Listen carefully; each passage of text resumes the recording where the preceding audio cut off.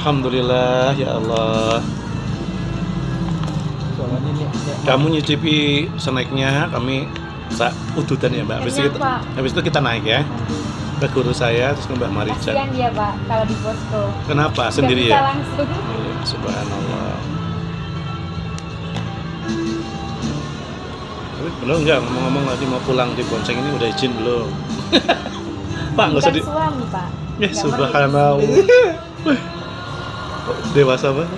justru kalau izin ada perang ketiga pak. Oh subhanallah. Enggak Pak. Enggak, ini kan konteksnya saya kan suka bercanda ya. Karena pengalaman, Mbak. Pengalaman betul, pengalaman. Maksudnya ya Itu sisi saya awal kuliah itu kan juga takut ya Pak sama cowok. Kayak dia kan Alia nggak pernah ketemu cowok. Jadi kayak sampai sekarang pun kalau belum kenal saya nggak berani gitu loh, Pak. Ceritalah sama bapak saya gini, Mbak, sampean itu di kampus bukan di pondok, biasa aja. Dari situ kalau kenal dah biasa aja. ya Jogja itu bisa merubah semuanya. Merubah mindset, merubah paradigma, merubah cara pandang, merubah sikap. Dulu saya aliyah cerita jurusannya agama, saya sambil mondok pakai peci, ngeliat perempuan aja Mbak langsung istighfar saya. Iya, saking takut lihat tatapan aja langsung astagfirullah, aku udah berbuat dosa. Saking segitunya dogmatisnya, doktrinasinya. Iya betul, bener Mbak. Ya Allah, orang suka sama adik kelas ya. Saya kelas 2 apa ya, atau kelas 3. Adik kelas saya itu, saya kelas 3 suka sama kelas 1.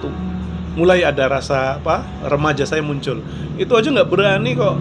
Maksudnya langsung nembung, pakai surat aja tak masukin ke tasnya. Ya kan. Dan setelah itu saya lulus ya udah nggak tahu, nggak pernah dapat jawaban. Aneh ya. Nah ya, jelas-jelas saya nyurati. Saya bilang suka, tapi di situ anehnya saya nggak butuh jawaban. Cuma Udah feeling mungkin Pak. Enggak, ya karena saking kita santri kan belum sama sekali belum teracuni gitu loh Mbak. Jadi satu arah aja. Jadi suratnya itu hanya menyatakan saya suka gitu aja. Enggak butuh jawaban. Yang penting udah lega gitu. Udah ya, lega. Pak. Baru ke Yogyakarta. Sudah Merubah semuanya. merubah. Tapi emang ya Pak, saya sendiri juga Tapi sisi lain benar-benar belajar mentalitas ya di Yogyakarta. Semua ilmu yang out of the box yang nggak ada di pesantren saya dapat semua. Habis itu diajari gitar sama anak Medan yang teman saya suka minum. Bisa gitar, diajari ngamen di jalan kan. Waktu itu ayo buat ngamen nama ini, kita pokoknya nyari tambahan buat bantu orang tua, ayo bisa buat angkring kan. Ya bener, kenal sama anak jalanan. Wah, anak jalanan ya tahu sendiri, preman semua. Dari 10 itu preman, ada yang tidak hanya preman, ada yang suka mencuri, ada yang perampok, pernah masuk tahanan lah. Tapi fair, sekali kita kan dakwah, komunikasi, penyiaran Islam, kita ini dakwah di kalangan mereka. Kita niat dakwah. Dan walaupun ya hanya sekali saya pernah ngajak Jumatan bareng sama anak-anak preman itu. Tatuan di masjid ya, saya ingat betul. Gitu kan. Dan mereka kadang ya saya ditunggu tausiahnya nih Mas Kiai Mahfud. Bapak S2 di mana sih Pak? S2-nya S1. Enggak. S2-nya di mana? Kalau S2-nya UNS, Manajemen Ilmu Komunikasi. S3-nya? S3-nya di UIN Wali Songo, beasiswa dari Kementerian. Mencar ya Pak? Iya, sebenarnya awalnya gini. Saya lulus S1, terus kerja 3 tahun kan, 3,5 tahun. Ya nabung lah sampai Palembang, Bangka Belitung gitu ya. Kakak saya kan dosen Fakultas Dakwah KPI. Gitu ya, dosennya saya sendiri karena apa? Pas saya lulus 95 daftar syariah, dia pengen jadi penghulu kayak bapak ya. Bukan JS, AS apa ya? Ternyata saya nggak diterima ke Jakarta kan, kemudian mental saya belum siap dengan segala realita yang pernah saya ceritakan belum. Ya, yang saya sama teman saya kemudian diajak ke gubuk-gubuk gitu. Wah, itu dia bilang di Jakarta nggak ada dosa. Ya Allah, pulang. Nah, kemudian akhirnya ibu saya minta tuh adikmu tinggal 2, si Mahfud sama si Tato dibantu ditanting. Ya udah, Bu, si Mahfud kajenge tumutullah mawon tak ucal kula teng KPI men penak napa-napa nek mboten malah kangelon. Ya udah, karena memang itu dawuh dari ibu. Nah yang akhirnya saya kuliah di dakwah KPI diajar kakak sendiri gitu ya, diajar kakak sendiri. Lulus 2002, kerja 3,5 tahun nabung. Kakak saya sesuk iki bakalane UIN itu akan berkembang mendirikan Fakultas Ilmu Sosial dan Humaniora, ada prodi ilmu komunikasi, ada prodi psikologi, sosiologi. Ya kan, kamu kan KPI Komunikasi Penyiaran Islam, peluangnya besar jadi dosen. Wes kamu saiki kuliah neng S2 UNS Manajemen Ilmu Komunikasi 2005. Ya udah saya daftar diterima. Tapi saya masih kerja di Palembang setengah semester, ya kan. Baru masuk 2 kali, saya ngelobi bisa nggak kuliah jarak jauh, ya nggak bisa. Ya udah. Oh, tak tinggallah kerja. Tapi kan saya punya KTM, kartu tanda mahasiswa. Awal Januari 2006 ada lowongan benar-benar di Visum dosen ilmu komunikasi, kan masih jarang banget yang S2 ilmu komunikasi. Nah, syaratnya S1 bisa S2. Karena untuk nyari lulusan S2 ilmu komunikasi tahun 2005, 2006 itu susah. Syaratnya ada KTM. Nah, saya ngurus, ada KTM-nya bisa diterima. Saya terima jadi dosen, kemudian sambil saya S2 di UNS. Makanya lama, nggak bisa manajemen waktu, ya, sambil kerja 6 tahun Mbak S2-nya. S2 6 tahun tuh. Tapi alhamdulillah selesai baru, ya kan, 2011. Ya, 2006, kemudian 6 tahun 2012 ya. 2011. Saya angkatan 2005 S2-nya, tapi dosennya 2006 ya. 6 tahun kuliah S2 lulus 2011. Setelah itu dari 2007 saya sudah menekuni Thorekoh Mutabaroh. Tahu sendiri udah Thorekoh Mutabaroh, apalagi saya termasuk yang ibaratnya itu taklid Mbak, bukan itiba. Totalitas, nggak pernah ngurus pangkatan, saya udah menikmati dimensi tasawuf betul. Pokoknya izinnya maulid, pengajian, mursyid, kemana-mana ke gunung, ziarah. Wah, saya tuh setengah semester Mbak. Setengah semester ya, 1 semester ya. Kalau 1 semester 6 bulan ya. 6 bulan. Iya 1 semester bukan setengah. Ngajar mahasiswa itu tasbih tak pegang gitu. Sini ngomong, ini nulis pakai spidol, tasbih mubeng Mas. Karena waktu itu ketoreko diwajibkan baca wirid auratnya, ada aurat hisib-hisib itu muter kan. Nah kemudian 2007 sampai 2012 kalau akhirnya saya pakai logika, kita pakai nalar nakli juga kan. Kok kayaknya ada yang nggak pas ya kalau saya ngajar harus pakai tasbih muter walaupun ini derek dawuh guru Thorekoh kayaknya apa. Ternyata jawabannya cuma satu, istilah di Jawa Pak, ndak empan papan semua itu ada tempatnya. Ngajar yang ngajar profesional.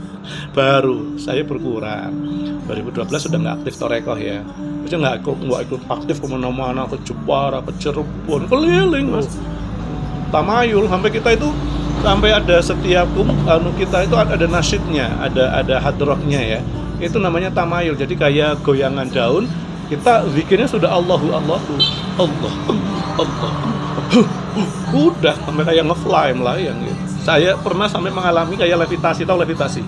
Levitasi itu kayak melayang gitu rasanya. Karena saking kita mendalami ruhaninya, saya pernah tuh ya, rasanya tuh kayak ringan banget itu, kayak mau terbang Mas.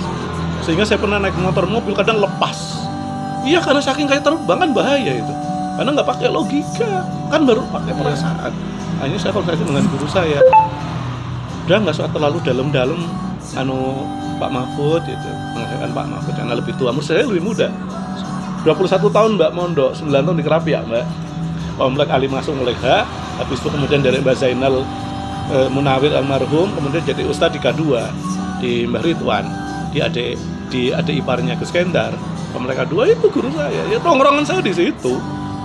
Nginep tidur nongkrong keliling Kerapiak itu sama Gus Kele itu. Tapi dari kuliah saya memang sudah tidurnya di Komplek H dari dulu. Mondoknya di Wadasim tapi bil barkahnya saya di Kerapiak gitu. Ya udah 2000 setelah itu kemudian lama-lama oh iya ya saya kan apapun dosen, muncul kesadaran ya harus profesional kan. Akhirnya 2018 ada yang ngasih informasi, ada beasiswa moral, itu bahasa Inggris ya, moral panjangan apa 5.000 doktor setiap tahun dari 2000 angkatan pertama 2015, 16, 17, 18, 19 5 tahun aja ya kan. 15, 16 saya kan masih walaupun sudah agak aktif di Thorekoh, tapi saya menikmati dunia sufi saya. 2018 tiba-tiba teman saya menginformasikan ayo daftar. Ini yang baru hari ini ujian terbuka di UIN Syarif Hidayatullah. Nyoba saya, udah nggak belajar nggak apa. malah kemudian hanya ujian, udah pokoknya diterima alhamdulillah, enggak ya udah, pokoknya los betul gitu lah, udah lepas betul, udah nyantai lah.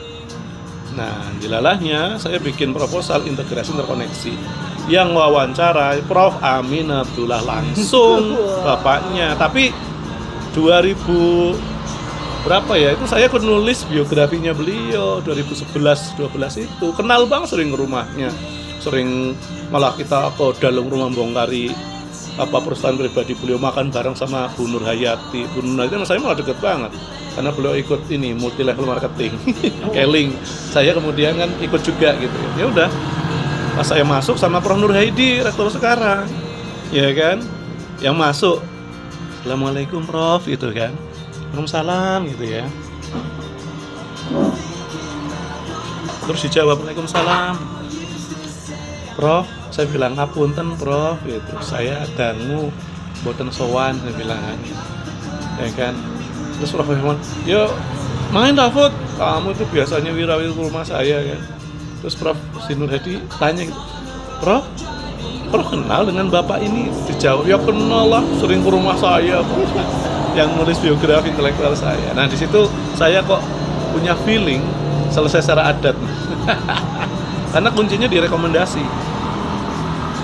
Ya udah, akhirnya saya ya sudah los, karena udahlah kalau dari nilai ujian potensi akademik TPA terus ujian tulis bisa dibilang 100% nggak diterima lah, ya 99% lah, mungkin kecil banget karena sama sekali saya waton isinya. Tapi itu sebenarnya yang paling penting itu hasil wawancara, karena itu kan kebutuhan UIN kan. Nah ini langsung Prof. Amin Abdullah itu rektor, ya kan, rektor. Yang nguji saya jadi dosen dulu juga Prof. Amin Abdullah, kemarin yang S3 udah jadi dosen. Itu udah 12 tahun mas, dari 2006, iya 12 tahun. Makanya kenal betul. Kalau Prof. Nur Haiti yang saya hello aja, padahal sering jumatan bareng di sebelahan atau di belakang. Ya udah, pengumuman diterima. Dia ngambil Semarang. Awalnya mau ngambil di luar negeri, tapi kemudian selain harus belajar bahasa Inggris lagi secara mendalam, saya juga sudah punya kesibukan luar biasa, punya anak, bayi, udahlah. Akhirnya saya putuskan nggak ada ambisius luar negeri. Hanya saya ngambil di dalam negeri. Awalnya mau ngambil ilmu komunikasi di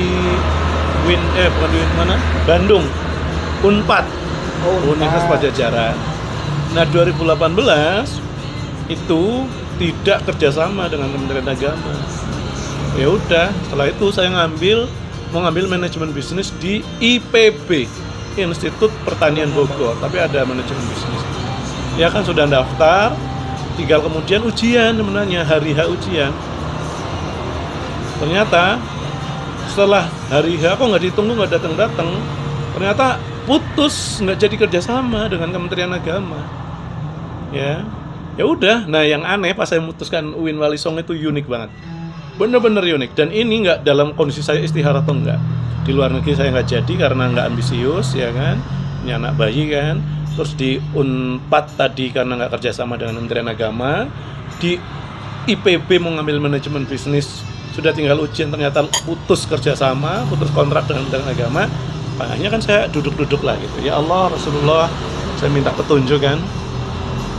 Nah kemudian mau ngambil di UIN Jakarta, saya maaf ya mas ya, kamu kan mana? Kamu Tangerang ya? Tangerang pak. Ya, saya udah bosan dengan kredit macetnya Jabodetabek mas, udah. Ya. Setelah itu kemudian mau di UIN Malang. Di UIN Malang kok ya tetap lumayan jauh, berarti ongkos. Pas duduk gini ada suara gini. Itu benar-benar suara dari ru saya. Ger, Sunan Kalijogo kan salah siji dari Wali Songo. Gile, sinau golek ilmu neng UIN Wali Songo, langsung saya putuskan saya daftar di UIN Wali Songo. Dan itu pun dianggap aneh oleh teman-teman akhirnya yang saya terima. Kenapa? Lah, karena apa? Nama besar UIN Sunan Kalijaga, mas.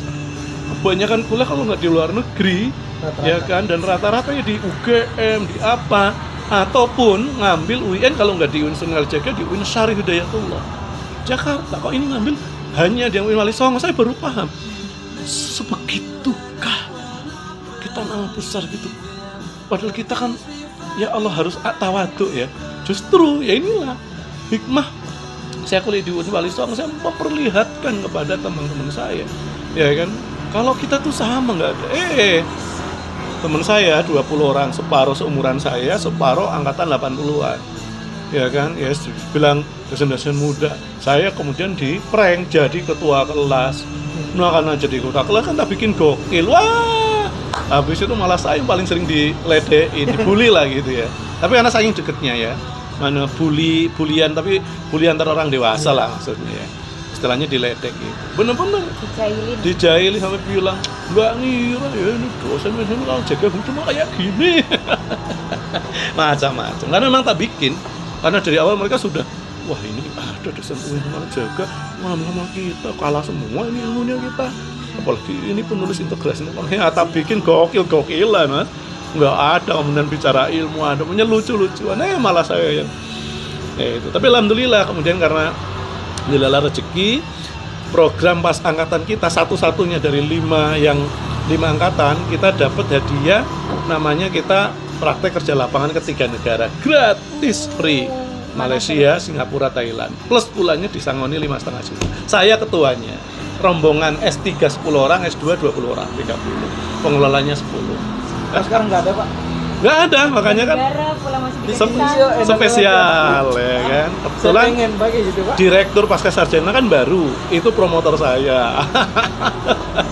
Langsung ya kan, dan sebenarnya surat dari Setnek itu kan belum turun sebelum kita berangkat. Gimana nih Mas Mahfud, Prof berangkat aja Prof, nggak apa-apa pengalaman saya, udah pasti turun. Kalau nggak turun, kalian saya mengembalikan. Anda nggak mengembalikan. Iya nih, tenang Mas Mahfud, kita juga punya orang dalam di sana ya. Yuk, tolong ya sampein ke teman-temannya gitu. Berangkat naik bis UIN yang bis besar itu, UIN Wali Songo ke Jakarta dulu. Nah kan ke Jakarta baru naik pesawat ke Singapura, kemudian ke Malaysia. Itu dari UIN Wali Songo. Iya, Wali Songo. Keren jadi Enggak, Wali Songo. Programnya Wali itu Songo. udah di S3 ya Pak? S3. Tapi ke Singapura ya, sebelumnya saya sudah 3 atau 4 kali. Makanya Malaysia 2 kali ya, yang belumnya ke Thailand, ke Patani. Nah, itu. Gitu. Demikian sedikit kisah saya S1, S2, S3. Dan semua di luar perkiraan. Maksudnya kami itu kan setelah Bapak nggak jadi penghulu, kan hanya jualan gorengan sama wedang bajigur. Masyakot, tahu ya masyakot ya apa? Masyakot itu kalau bahasa kitanya itu miskin nih, kere gitu loh secara finansial. Masyakot, kesulitan nih, masyakot. Bener-bener, nggak akan pernah hilang ini yang saya ceritakan nih. Getuk ini ngapal nih Mbak. Bertahun-tahun dari saya SD kelas 5 sampai saya kemudian dosen aja masih nuduh getuk saya. Begitu.